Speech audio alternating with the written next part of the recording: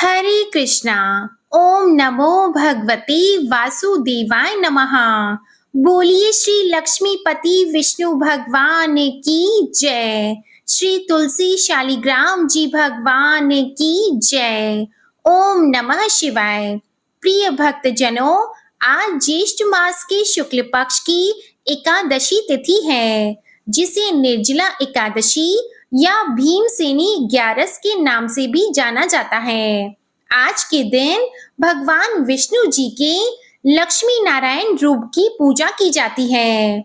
निर्जला एकादशी के व्रत को करने से जाने अनजाने किए गए पापों को धोने के साथ साथ अपार धन और धान्य की प्राप्ति होती है।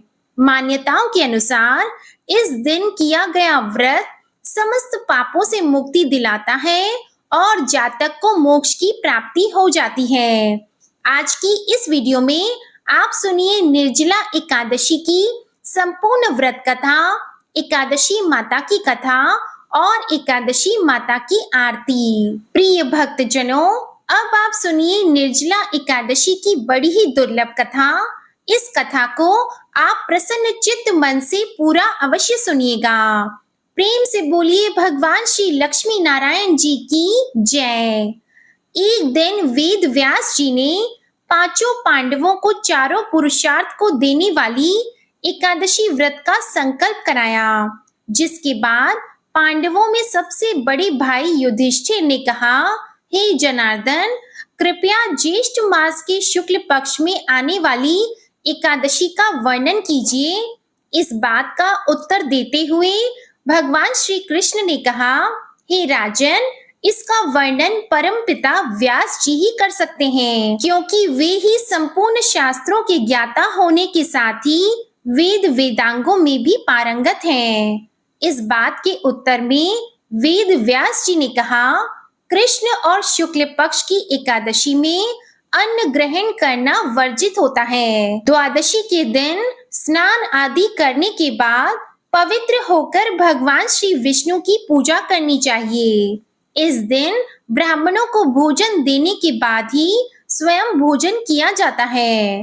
वेद व्यास जी के इन वचनों को सुनकर भीमसेन ने कहा, हे पितामह, माता कुंती, भ्राता युधिष्ठिर, अर्जुन, नकुल, सहदेव और द्रौपदी आदि सभी एकादशियों का व्रत करते हैं और मुझे भी अनाज खाने को मना करते हैं, परंतु मैं उनसे कहता हूँ कि भाई, भक्ति पूर्वक भगवान की पूजा आदि तो मैं कर सकता हूँ और दान भी दे सकता हूँ, परंतु भोजन के बिना मैं नहीं रह सकता, क्योंकि मेरे उदर में वृक्क नाम की अग्नि हमेशा ही प्रज्वलित रहती है, जिसके चलते मुझे बहुत अधिक भोजन ग्रहण करना पड़ता है। उसके बाद ही यह शांत होती है। अतः महामुनि, मेरे लिए कोई ऐसा व्रत निश्चय करके बताइए जिसे साल में सिर्फ एक बार रखने से मेरे स्वर्ग प्राप्ति का मार्ग सुलभ हो सके। मैं पूरे मन और निष्ठा से इस व्रत का पालन करूंगा। यह सुनकर श्री व्यास जी ने कहा, हे पुत्र भीम, बड़े बड़े ऋषियों ने अनेक शास्त्र बनाए हैं, जिनमें वर्णित उपायों के द्वारा थोड़े परिश्रम से ही स्वर्ग की प्राप्ति हो सकती है, परंतु उन शास्त्रों में भी दोनों पक्षों की एकादशियों के व्रतों को मुक्ति के लिए सबसे श्रेष्ठ लिखा है। श्री व्यास जी के वचन को सुनकर भीमसेन नरक में जाने के भय से भयभीत हो गए और कंपायमान होकर बोले, अब क्या करूं? एक मास में 2 व्रत तो मैं कर नहीं सकता। हाँ, साल में एक व्रत करने का प्रयत्न अवश्य कर सकता हूँ। एक दिन व्रत करने से मेरी मुक्ति हो जाए, यदि ऐसा कोई व्रत हो तो कहिए। यह बात सुनकर वेद व्यास जी कहने लगे कि वृष और मिथुन संक्रांति के बीच ज्येष्ठ मास के शुक्ल पक्ष की जो एकादशी आती है, उस निर्जला एकादशी का व्रत करो।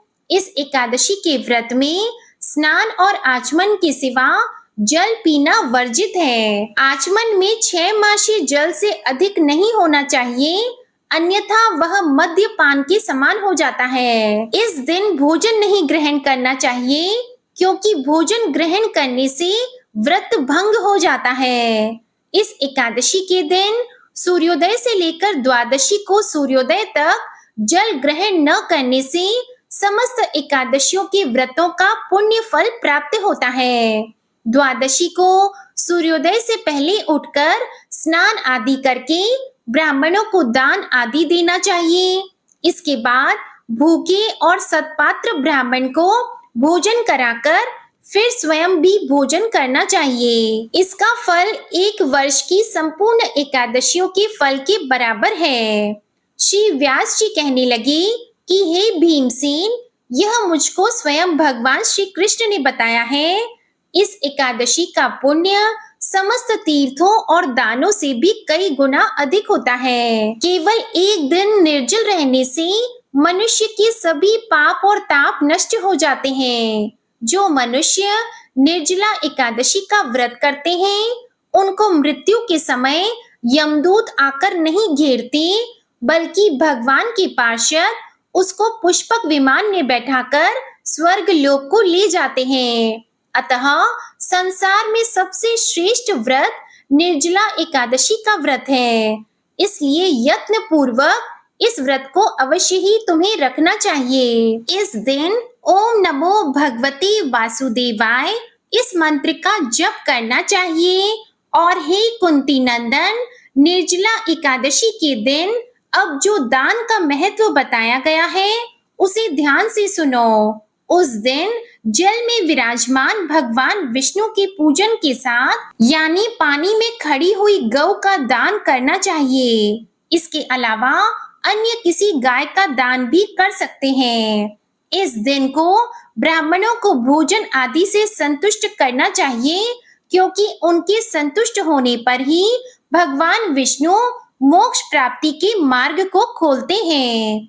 जो भी मानव भगवान विष्णु की पूजा के साथ ही रात्रि के समय जागरण करते हुए इस निर्जला एकादशी के व्रत को रखता है, वे न केवल स्वयं को अपितु अपने साथ अपनी 100 पीढ़ियों को भी भगवान श्री हरि के परम धाम में पहुंचा देते हैं। निर्जला एकादशी के दिन दान का भी विशेष महत्व है।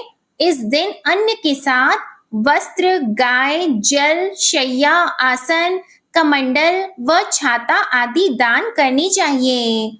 जो भी व्यक्ति ब्राह्मणों को जूते दान में देते हैं, वह सोने के विमान पर बैठकर स्वर्ग लोक को जाते हैं। श्री व्यास जी की आज्ञा के अनुसार भीमसेन ने इस व्रत को किया था, इसीलिए इस एकादशी को भीमसेनी या पांडव एकादशी भी कहते हैं। निर्जला एकादशी व्रत वाले दिन प्रातः काल भगवान का पूजन करके यह प्रार्थना करें कि हे भगवान, आज मैं श्रद्धा पूर्वक निर्जला व्रत रखकर दूसरे दिन भोजन करूंगा। अतः आपकी कृपा से मेरे सब पाप नष्ट हो जाएं। इस दिन जल से भरा हुआ एक घड़ा वस्त्र से ढककर स्वर्ण सहित दान करना चाहिए। जो मनुष्य इस व्रत को करते हैं, उनके करोड़ पल सोने के दान का फल मिलता है। और जो इस दिन यज्ञ आदि करते हैं, उनका फल तो वर्णन ही नहीं किया जा सकता। जिन्होंने निर्जला एकादशी का व्रत किया है, वे चाहे ब्रह्म हत्यारे हो अथवा गुरु के साथ द्वेष करने वाले, फिर भी इस व्रत के प्रभाव से स्वर्ग में जाते हैं। जो मनुष्य भक्ति पूर्वक इस कथा को पढ़ते या सुनते हैं, उनको निश्चय ही स्वर्ग लोक की प्राप्ति होती है। इसलिए हे कुंती पुत्र भीमसेन, जो इस प्रकार स्त्री या पुरुष पूर्ण रूप से पाप नाशिनी एकादशी का व्रत करता है, वह सब पापों से मुक्त होकर आनंदमय पद को प्राप्त होता है। यह सुनकर भीमसेन ने भी इस शुभ एकादशी का व्रत आरंभ कर दिया। तब से यह लोक में पांडव एकादशी द्वादशी के नाम से विख्यात हुई। प्रेम से बोलिए भगवान श्री विष्णु जी और माता लक्ष्मी जी की जय। प्रेम से बोलिए देवी तुलसी और भगवान शालिग्राम जी की जय। प्रिय भक्तजनों, अब आप श्रवण करेंगे एकादशी के दिन सुनी जाने वाली एकादशी माता की कथा। यह कथा सुने बिना व्रत कथा अधूरी मानी जाती है, तो इसे पूरा अवश्य सुनिएगा। एक बूढ़ी माँ ने एक बार एकादशी का व्रत रखा। बड़ा ही भक्ति भाव से पूजा अर्चना की। उन्हें वृद्धावस्था में क्या बाधा थी, वे तो अपने पुत्र पौत्रों की सुख सुविधा के लिए व्रत रखने लगी थी। वे दिन भर तो जरा कठोर मन करके अपनी प्यास को रोके रही। दिन में पूजा पाठ किया, कथा सुनी और पंडित जी को मिट्टी के पात्र में भरकर पानी और ऋतु फल दान में दिए। दोना भर भर के बूरा शक्कर वितरण किया। उन्हें गर्मी के कारण बहुत बेचैनी हो रही थी। इस कारण से बड़ी देर तक पानी में पड़ी रहीं और पानी की कुल्ला करती रहीं, अपना मुंह धोती रहीं। तब कहीं थोड़ा बहुत धैर्य बंद पाया। धूप तो बहुत तेज पड़ रही थी, इस कारण बार बार उनका मुंह सूख रहा था। बूढ़ी माँ बहुत बेचैन हो रही थी। एक तरफ बुढ़ापा और दूसरा यह भयंकर गर्मी। वृद्धावस्था की स्थिति तो कुछ दूसरी ही प्रकार की होती है। जैसे जैसे रो धो के दिन कट पाया। अब पहाड़ सी रात सामने थी। उसका कटना बड़ा ही कठिन दिखाई दे रहा था। खटिया पर पड़े शांति नहीं मिल रही थी। वे बार बार करवट बदल रही थी। अनेक बार वे बाहर जाती और भीतर आती। उन्हें घर के अंदर शांति नहीं थी। वे पड़ी पड़ी एकादशी माता का स्मरण करती रही। वे कहती रही कि हे माता जी, आप मेरी लाज रखिएगा। आप ही मुझे शक्ति दीजिएगा जिससे मैं भली भांति आपका व्रत कर सकूं और यह पहाड़ सी रात शांति पूर्वक व्यतीत हो सके। प्यास के कारण बूढ़ी माँ की बेचैनी तो बढ़ ही रही थी। उन्होंने धैर्य रखने का बहुत प्रयास किया, किंतु सहनशीलता की सीमा टूट गई और वे घबराकर एकदम चिल्ला पड़ी और बोली कि बचाओ बचाओ। अम्मा का चिल्लाना सुनकर परिवार भर के नर नारी, बच्चे और पड़ोसी एकत्र होकर बूढ़ी अम्मा की खटिया के समीप पहुंच गए। सबने पूछा कि अम्मा जी, आपको क्या हुआ? आप क्यों चिल्ला रही हैं? आप इस वृद्धावस्था में यह कठिन व्रत क्यों कर रही हैं? अम्मा जी, शक्ति से ही भक्ति होती है। कि थोड़ी ही देर में वे फिर से बोली, अरे हमारे तो प्राण ही निकले जा रहे हैं। मेरी छाती पर ठंडे पानी का घड़ा रख दीजिए। नातियों ने दादी की छाती पर ठंडे पानी का पात्र रख दिया। तब कहीं उन्हें थोड़ा बहुत आराम मिला और थोड़ी देर के लिए उन्होंने अपनी आंखें बंद कर ली। एकादशी माता ने सोचा कि यह बूढ़ी अम्मा है तो बहुत कठोर, जरा जाकर उसकी परीक्षा लेनी चाहिए। वे आधी रात को मुर्गा बनकर टेर लगाने लगी। मुर्गा की आवाज सुनकर दादी जल्द से उठी और बाहर जाकर आसमान की ओर देखा, किंतु आसमान में कहीं उन्हें प्रातःकालीन तारा दिखाई नहीं दिया। तो वे सोचने लगी कि यह मुर्गा क्यों और कैसे भूल गया। उन्हें प्यास तो लग ही रही थी।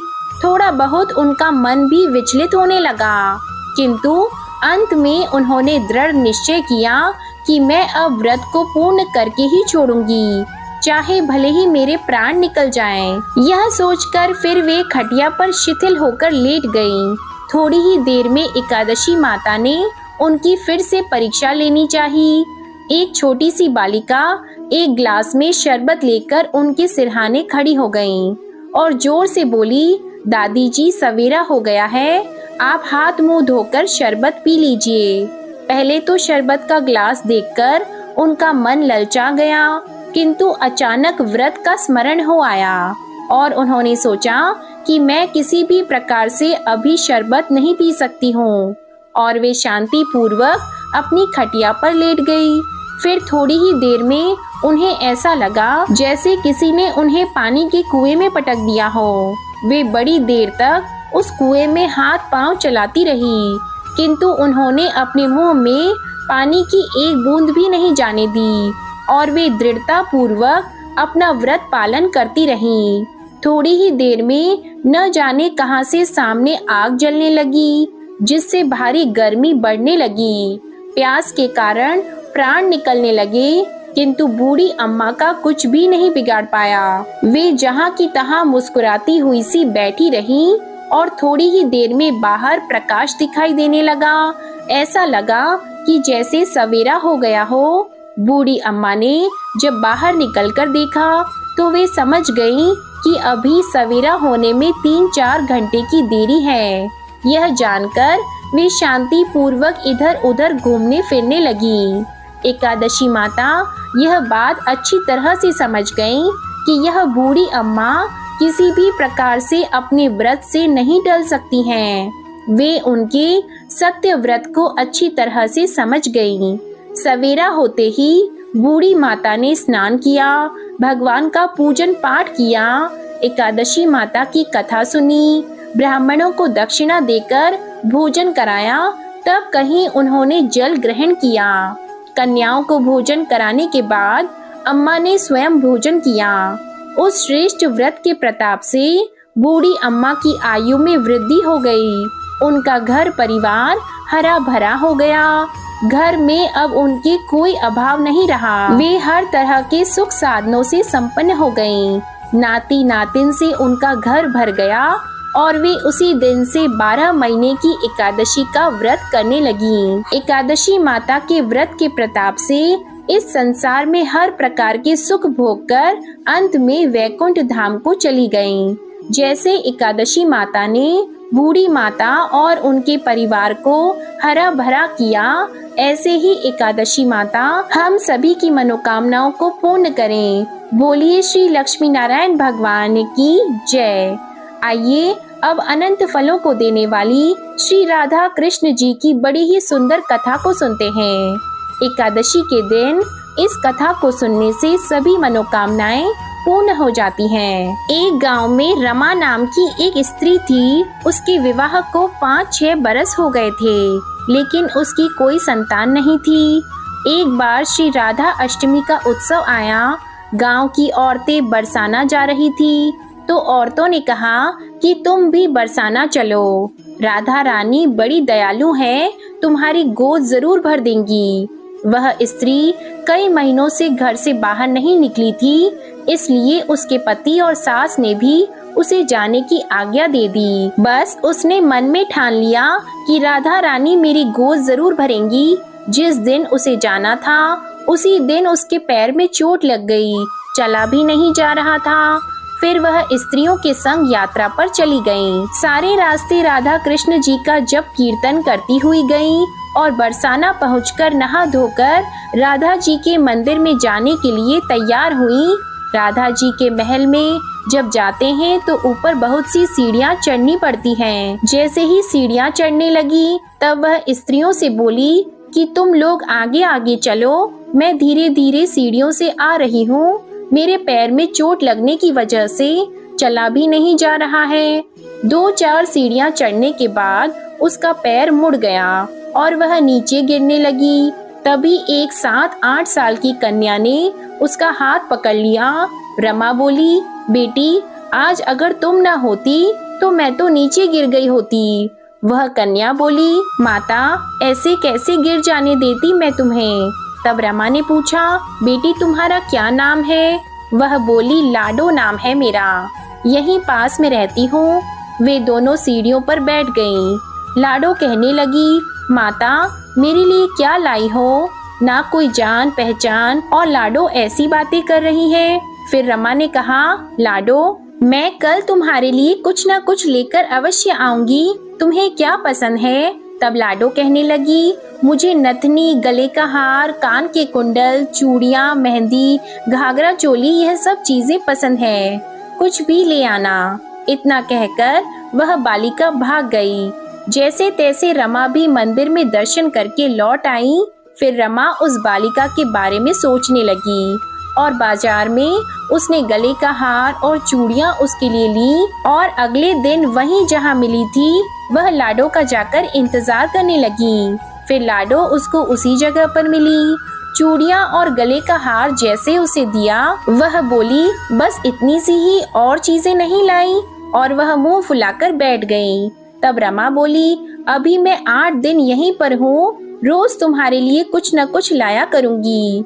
यह सुनकर लाडो उसकी गोद में बैठ गई और गले लग गई तो रमा रोने लगी। उसे जैसे एक संतान मिल गई। उसने खूब प्यार से उसके सिर पर हाथ फेरा। ऐसे ही वह फिर चली गई। रमा ने मंदिर से आकर घाघरा और चोली उसके लिए बनवाए। ऐसे ही रोज कुछ न कुछ वह उसे देती। एक दिन रमा कहती है, अब यह सारी चीजें मुझे पहन करके दिखाओ। तो लाडो बोली, कल राधा अष्टमी है, मैं कल इसे पहनूंगी। इस बार लाडो के साथ एक लड़का भी था। उसे देखकर रमा ने कहा, आज पता नहीं मेरे मन में क्या आया, मैंने एक धोती और मुकुट मोर वाला लिया है, क्या मैं इसे दे दूं? तो लाडो बोली, यह कनुआ है, मेरे साथ ही रहता है, हाँ तुम इसे दे दो।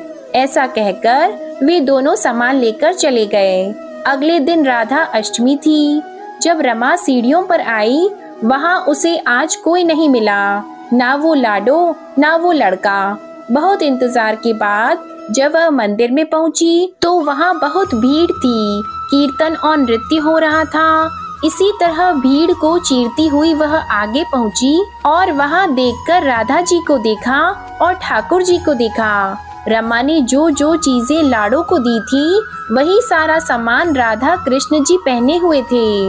वह पत्थर सी हो गई। उसकी आंखों से आंसू बहने लगे। इस बात को समझते उसे देर नहीं लगी कि वह लाडो रानी, राधा जी और कनुआ श्री कृष्ण जी हैं, स्वयं जगत के पालनहार। उसके पास आते थे, राधा जी उसकी गोद में बैठती थी और उसे मात्र सुख प्रदान करती हैं।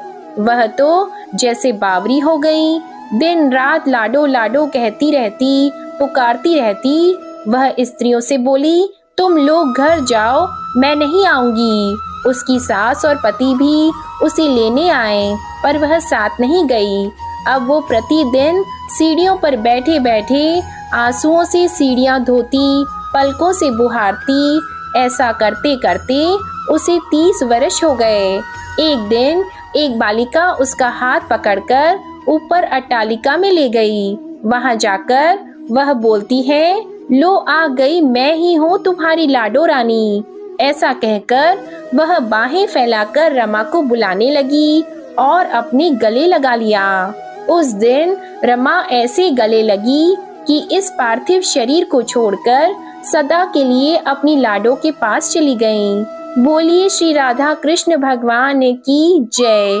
बोलिए श्री बरसाने वाले की जय। जय जय श्री कृष्णा। हरे कृष्णा कृष्णा कृष्णा हरे हरे, हरे राम राम राम हरे हरे। ओम नमः शिवाय। प्रिय भक्तजनों, इस कथा को पूर्ण करते हुए भगवान विष्णु को समर्पित इस कथा का श्रवण करते हैं। एक बार देवर्षि नारद जी बैकुंठ धाम गए। वहां उन्होंने भगवान विष्णु जी को नमन किया। नारद जी ने श्री हरि से कहा, प्रभु, पृथ्वी पर अब आपका प्रभाव कम हो रहा है। धर्म पर चलने वालों को कोई अच्छा फल नहीं मिल रहा। जो पाप कर रहे हैं उनका भला हो रहा है। तब भगवान श्री हरि ने कहा, ऐसा नहीं है देवर्षि, जो भी हो रहा है सब नियति के जरिए हो रहा है। तब नारद जी बोले, मैं तो देखकर आ रहा हूँ कि पापियों को अच्छा फल मिल रहा है और भला करने वाले, धर्म के रास्ते पर चलने वालों को बुरा फल मिल रहा है। भगवान ने कहा, कोई ऐसी घटना बताओ। तब नारद जी ने कहा, अभी मैं एक जंगल से आ रहा हूँ। वहां एक गाय दलदल में फंसी हुई थी। कोई उसे बचाने वाला नहीं था। तभी एक चोर उधर से गुजरा। गाय को फंसा हुआ देखकर भी वह नहीं रुका। वह उस पर पैर रखकर दलदल लांघकर निकल गया। आगे जाकर चोर को सोने की मोहरों से भरी एक थैली मिली। हे प्रभु, थोड़ी देर बाद वहां से एक वृद्ध साधु गुजरा। उसने उस गाय को बचाने की कोशिश की। पूरे शरीर का जोर लगाकर उस गाय को बचा लिया। लेकिन मैंने देखा कि गाय को दलदल से निकालने के बाद वह साधु आगे गया तो एक गड्ढे में गिर गया। प्रभु बताइए, यह कौन सा न्याय है? नारद जी की बात सुनने के बाद प्रभु बोले, यह सही ही हुआ। जो चोर गाय पर पैर रखकर भाग गया था, उसकी किस्मत में तो एक खजाना था, लेकिन उसके एक पाप के कारण उसे केवल कुछ मोहरें ही मिली। वहीं उस साधु को गड्ढे में इसलिए गिरना पड़ा क्योंकि उसके भाग्य में मृत्यु लिखी थी। लेकिन गाय के बचाने के कारण उसके पुण्य बढ़ गए और उसकी मृत्यु एक छोटी सी चोट में बदल गई। इंसान के कर्म से उनका भाग्य तय होता है। तो हे नारद, मनुष्य को कर्म करते रहना चाहिए, क्योंकि कर्म से भाग्य बदला जा सकता है। तो एक बार प्रेम से बोलिए, ओम नमो भगवते वासुदेवाय नमः।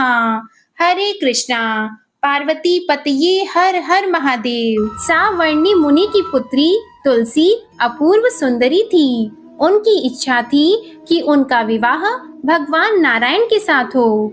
इसके लिए उन्होंने नारायण पर्वत की घाटी में स्थित बद्री वन में घोर तपस्या की। दीर्घ काल तक तपस्या के उपरांत ब्रह्मा जी ने प्रसन्न होकर उन्हें दर्शन दिया और वर मांगने को कहा। तब तुलसी जी ने कहा, सृष्टिकर्ता ब्रह्मदेव, आप अंतर्यामी हैं, सबके मन की बात जानते हैं। फिर भी मैं अपनी इच्छा आपसे बताती हूँ। मैं चाहती हूँ कि भगवान श्री नारायण मुझे पति रूप में मिले। ब्रह्मा जी ने कहा, तुम्हारा अभीष्ट तुम्हें अवश्य ही मिलेगा। अपने पूर्व जन्म में किसी अपराध के कारण तुम्हें श्राप मिला है। इसी प्रकार भगवान श्री नारायण के एक पार्षद को भी दानव कुल में जन्म लेने का श्राप मिला है। दानव कुल में जन्म लेने के बाद भी उसमें नारायण का अंश विद्यमान रहेगा। इसलिए इस जन्म में पूर्व जन्म के पाप के शमन के लिए संपूर्ण नारायण तो नहीं मिलेंगे, लेकिन नारायण के अंश से युक्त दानव कुल जन्मे उस शापग्रस्त पार्षद से तुम्हारा विवाह होगा। शाप मुक्त होने पर भगवान श्री नारायण सदा सर्वदा के लिए तुम्हारे पति हो जाएंगे। तुलसी ने ब्रह्मा जी के इस वर को स्वीकार कर लिया, क्योंकि मानव कुल में जन्म के कारण उस मायावी भोग को तो भोगना ही था। तुलसी बद्री वन में ही रहने लगी। नारायण का वह पार्षद दानव कुल में जालंधर के नाम से पैदा हुआ था। कुछ दिनों बाद वह ब्राह्मण करता हुआ बद्री वन में आया। यहाँ तुलसी को देखते ही वह उस पर मंत्र मुग्ध हो गया। तुलसी के सामने उसने अपने विवाह का प्रस्ताव रखा। इतने में ही वहाँ ब्रह्मा जी आ गए और तुलसी से कहा, तुलसी, जालंधर को देखो, ऐसा देवोपम उसका स्वरूप है। दानव कुल में जन्म लेने के बाद भी लगता है जैसे इसके शरीर में नारायण का वास हो। तुम प्रस्ताव को सहर्ष स्वीकार कर लो। तुलसी को भी लगा कि उसकी तपस्या पूर्ण हो गई, उसे इच्छित फल मिला है। तब जालंधर के साथ उसका गंधर्व विवाह हो गया और वह जालंधर के साथ उसके महल में पत्नी बनकर आ गई। जालंधर ने अपनी परम सुंदरी सती साध्वी पत्नी तुलसी के साथ बहुत दिनों तक राज्य किया। उसने अपने राज्य का इतना विस्तार किया कि देवलोक तक उसके अधिकार में आ गया। स्वर्ग का सुख भोगने वाले देवताओं की दशा भिखारियों जैसी हो गई। जालंधर किसी को कष्ट नहीं देता था, पर अधिकार और राज्य छिन जाने से सारे देवता मिलकर ब्रह्मा, विष्णु और शिव जी की सभा में गए और अपनी विपत्ति उन्हें सुनाई। ब्रह्मा जी ने कहा, तुलसी परम साध्वी है, उसका विवाह जालंधर से मैंने ही कराया था। जालंधर को तब तक नहीं हराया या मारा जा सकता जब तक तुलसी को न चला जाए। विष्णु जी ने कहा, जालंधर पूर्व जन्म में मेरा पार्षद था। श्राप के कारण उसे दानव कुल में जन्म लेना पड़ा। इस जन्म में भी मेरा अंश उसमें व्याप्त है। साथ ही तुलसी के पतिव्रता धर्म से वह अजय है। फिर देवताओं की सहमति से भगवान शिव ने जालंधर के पास संदेश भेजा कि या तो वह देवताओं को राज्य लौटा दे या फिर उनसे युद्ध करे। जालंधर शंकर जी के पास पहुंचा। उसने कहा, देवादिदेव, आपके लिए देवताओं का पक्ष लेना उचित नहीं है। राज्य बढ़ाना हर राजा का कर्तव्य है। मैं किसी को दुखी नहीं कर रहा हूँ। देवताओं से कहिए कि भाई मेरी प्रजा बनकर रहे। मैंने आपका कोई भी अपमान नहीं किया है। हमारा आपका युद्ध शोभा नहीं देता है। अगर आप हार गए तो बड़ी लज्जा की बात होगी। मैं हार गया तो आपकी कीर्ति बहुत अधिक नहीं बढ़ेगी। भगवान शंकर फिर हंसने लगे। वे तो सब रहस्य समझते थे। तुलसी और जालंधर के पूर्व जन्म के श्राप की अवधि लगभग अब पूरी हो चुकी थी। फिर शंकर जी बोले कि इसमें कीर्ति और लज्जा की बात नहीं है। तुम देवों को राज्य लौटाकर उन्हें उनके पद पर प्रतिष्ठित होने दो। युद्ध से बचने का यही एक उपाय है।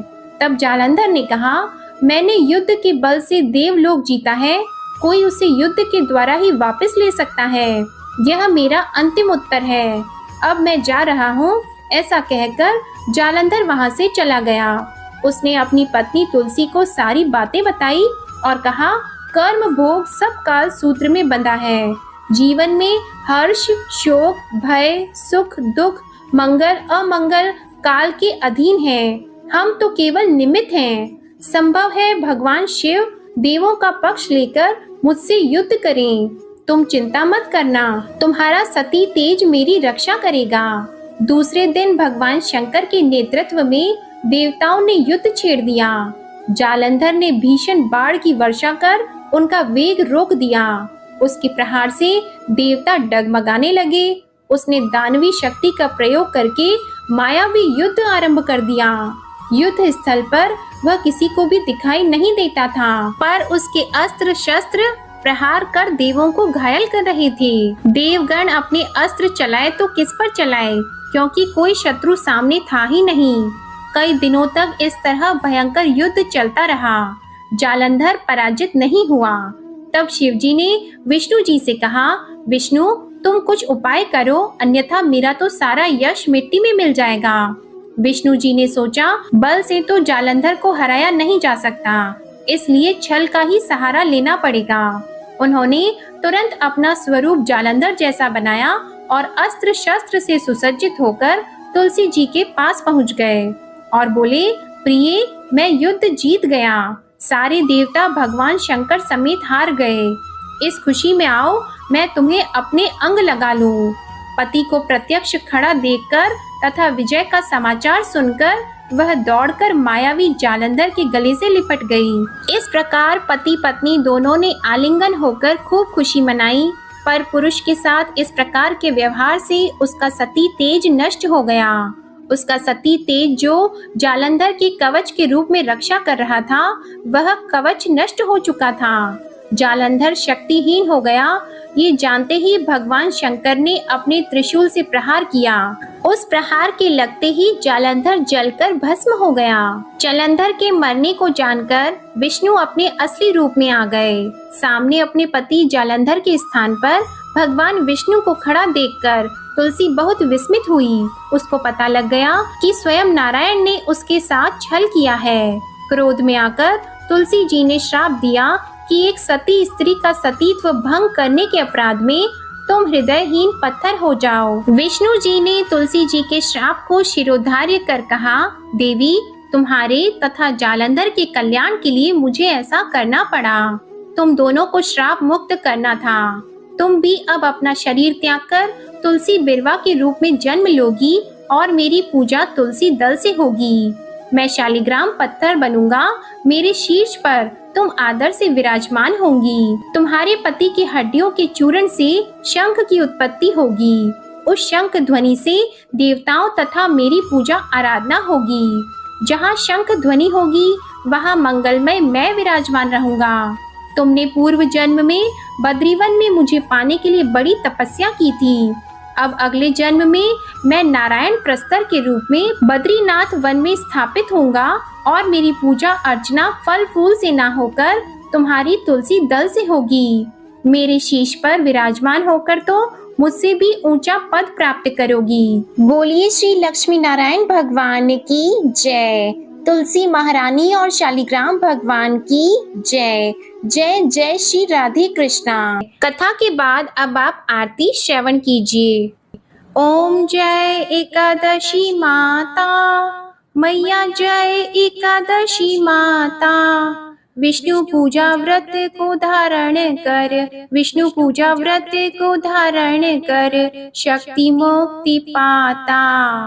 ओम जय एकादशी माता। तेरे नाम गिनाऊं देवी, भक्ति प्रदान करनी मैया, भक्ति प्रदान करनी। गण गौरव की देनी, गण गौरव की देनी, माता शास्त्रों में वरनी। ओम जय एकादशी माता। मार्गशीर्ष की कृष्ण पक्ष की उत्पन्ना विश्व तारिणी जन्मी, मैया उत्पन्ना विश्व तारिणी जन्मी। शुक्ल पक्ष में हुई मोक्षदा, मुक्तिदाता बन आई। ओम जय एकादशी माता। पौष के कृष्ण पक्ष की सफला नामक है, सफला नामक है। शुक्ल पक्ष में होए पुत्रदा, आनंद अधिक रहे। ओम जय एकादशी माता। नाम षटतिला माघ मास में कृष्ण पक्ष आवे, मैया कृष्ण पक्ष आवे। शुक्ल पक्ष में जया कहावे, शुक्ल पक्ष में जया कहावे, विजय सदा पावे। ओम जय एकादशी माता। विजया फागुन कृष्ण पक्ष में शुक्ला आमल की, मैया शुक्ला आमल की। पाप मोचनी कृष्ण पक्ष में चैत्र महाबली की। ओम जय एकादशी माता। चैत्र शुक्ल में नाम कामदा, धन देने वाली, मैया धन देने वाली। नाम वरूथिनी कृष्ण पक्ष में, नाम वरूथिनी कृष्ण पक्ष में, वैशाख माह वाली। ओम जय एकादशी माता। शुक्ल पक्ष में होई मोहिनी, अपराज्येष्ठ कृष्ण पक्षी। नाम निर्जला सब सुख करनी, नाम निर्जला सब सुख करनी। शुक्ल पक्ष रखी। ओम जय एकादशी माता। योगिनी नाम आषाढ़ में जानो, कृष्ण पक्ष करनी। देव शयनी नाम कहायो, शुक्ल पक्ष धरनी। ओम जय एकादशी माता। कामिका श्रावण मास में आवे, कृष्ण पक्ष कहिए। श्रावण शुक्ला होए पवित्रा, आनंद से रहिए। ओम जय एकादशी माता। अजा भाद्रपद कृष्ण पक्ष की परिवर्तिनी शुक्ला, इंद्रा आश्विन कृष्ण पक्ष में, इंद्रा आश्विन कृष्ण पक्ष में, रत से भवसागर निकला। ओम जय एकादशी माता। पापंकुशा है शुक्ल पक्ष में, आप हरनहारी। रमा मास कार्तिक में आवे, सुखदायक भारी। ओम जय एकादशी माता। देवोत्थानी शुक्ल पक्ष की, दुख नाशक मैया, मैया दुख नाशक मैया। पावन मास में करूं विनती, पावन मास में करूं विनती, पार करो नैया। ओम जय एकादशी माता। परमा कृष्ण पक्ष में होती, जन मंगल करनी, मैया जन मंगल करनी। शुक्ल मास में होए पद्मिनी, शुक्ल मास में होए पद्मिनी, दुख दारिद्र हरनी। ओम जय एकादशी माता। जो कोई आरती एकादशी की भक्ति सहित गावे, मैया भक्ति सहित गावे, जन गुरदिता स्वर्ग का वासा, जन गुरदिता स्वर्ग का वासा, निश्चय वह पावे। ओम जय एकादशी माता। ओम जय एकादशी माता। ओम जय एकादशी माता। प्रेम से बोलिए एकादशी माता की जय। प्रेम से बोलिए श्री लक्ष्मी नारायण भगवान की जय। आज की कथा और आरती पसंद आए तो वीडियो को लाइक करना मत भूलिएगा और साथ ही चैनल को भी सब्सक्राइब करिएगा।